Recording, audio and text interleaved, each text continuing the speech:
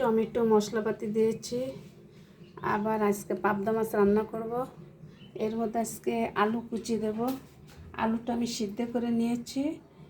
সিদ্ধ করে নিলে তরকারিটা তাড়াতাড়ি হয়ে যাবে। হলে দেখাবো। পানি দিয়ে দেব।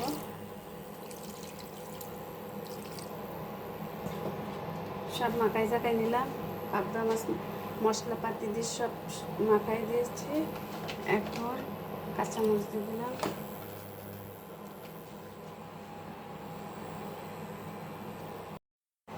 এরপরে হয়ে যাবে।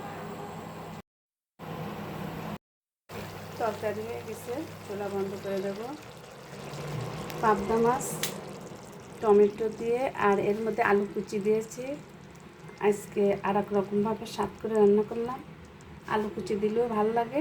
যাই হোক, সবাই ভালো থাকবেন। আল্লাহ হাফেজ।